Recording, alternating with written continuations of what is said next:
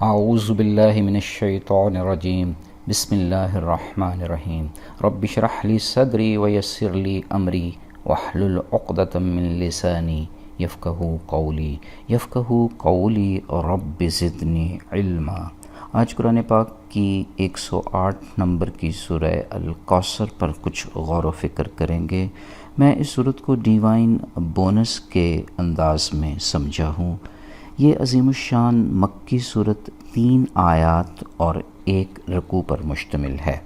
اس سورہ پاک میں رسول اللہ صلی اللہ علیہ وآلہ وسلم کو رب کی جانب سے کوثر ملنے کی خوشخبری سنائی جا رہی ہے۔ یہ نوید در حقیقت کفار مکہ کی بدسلوکیوں کو برداشت کرنے کا انعام عظیم ہے، جو ایک خاص ڈیوائن بونس کی حیثیت رکھتا ہے۔ صحیح مسلم کی حدیث ہے، حضرت انس رضی اللہ تعالیٰ عنہ بیان کرتے ہیں کہ رسول اللہ صلی اللہ علیہ وآلہ وسلم کو ایک مرتبہ اونگ آ گئی۔ پھر آپ صلی اللہ علیہ وآلہ وسلم نے مسکرا کر سر اٹھایا تو صحابہ نے پوچھا، اے اللہ کے رسول، آپ کو کس چیز نے خوش کیا؟ آپ صلی اللہ علیہ وآلہ وسلم نے فرمایا، ابھی مجھ پر ایک سورت نازل ہوئی ہے۔ پھر آپ صلی اللہ علیہ وآلہ وسلم نے یہ سورت تلاوت فرمائی۔ آپ صلی اللہ علیہ وآلہ وسلم نے پوچھا، آپ جانتے ہیں کہ کوثر کیا ہے؟ صحابہ نے عرض کیا کہ اللہ اور اس کا رسول ہی بہتر جانتا ہے۔ رسول اللہ صلی اللہ علیہ وآلہ وسلم نے فرمایا، کوثر جنت کی ایک نہر ہے جو اللہ تعالیٰ نے مجھے عنایت فرمائی ہے اور اس کے پاس بڑی خیر و برکت ہے۔ الکوثر کثرت سے ہے، یہ خیر کثیر ہے جس میں دنیا کی فتوحات، کامیابیاں اور آخرت کا اجر و ثواب بھی شامل ہے۔ خیر کثیر میں حکمت اور حتیٰ کہ قرآن پاک کی دولت بھی شامل ہے۔ نبوت کے فیض و برکات بھی اسی کا حصہ ہیں۔ یہاں مقام محمود کو کوثر کا مصداق سمجھا دیا گیا ہے۔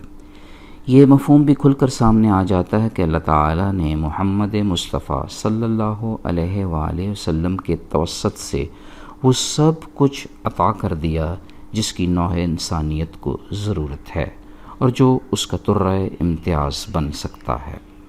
بعض احادیث میں کوثر سے مراد حوض بھی ہے، جہاں سے اللہ کے پیارے پیغمبر محمد مصطفیٰ صلی اللہ علیہ وآلہ وسلم اپنے ہاتھ مبارک سے اہل ایمان کو پانی پلائیں گے۔ کوثر نہر کا پانی دودھ سے زیادہ سفید، شہد سے زیادہ شیریں اور برف سے زیادہ ٹھنڈا ہے۔ اس کی مٹی مشک سے زیادہ خوشبودار ہے۔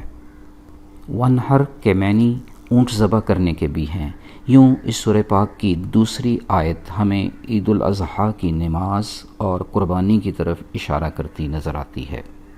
یوں اس سورہ پاک میں نماز پڑھنے اور قربانی دینے جیسے 2 احکامات کا ذکر کیا گیا ہے۔ یعنی اگر ہم خیر کثیر کے لیے کوالیفائی کرنا چاہتے ہیں تو پھر یقیناً نماز کو قائم رکھنا ہوگا اور اپنی قیمتی اشیاء کی قربانی دینی ہوگی۔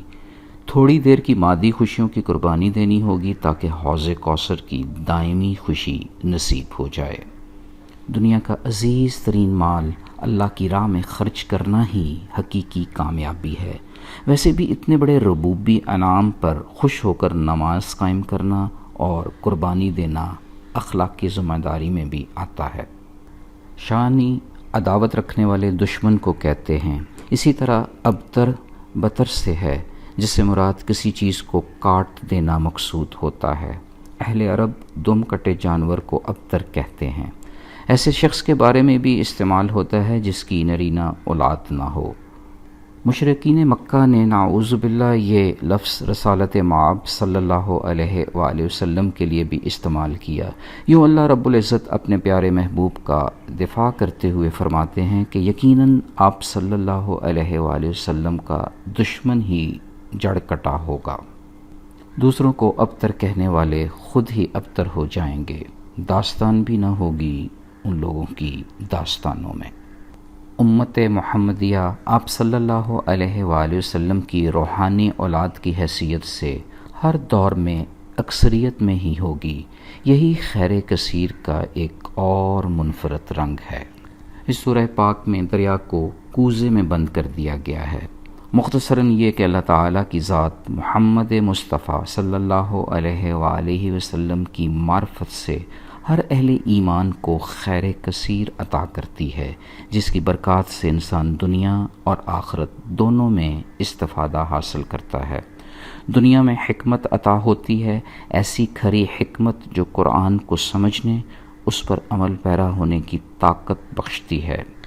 پھر انسان رب ہی کی عبادت کرتا ہے اور سب کچھ اسی ذات باری تعالیٰ کے لیے قربان کرتا ہے۔ دنیا میں امر ہو جاتا ہے، جبکہ آخرت میں ڈیوائن بونس یعنی خیر کثیر کا حقدار ٹھہرتا ہے۔ فی امان اللہ، اللہ حافظ۔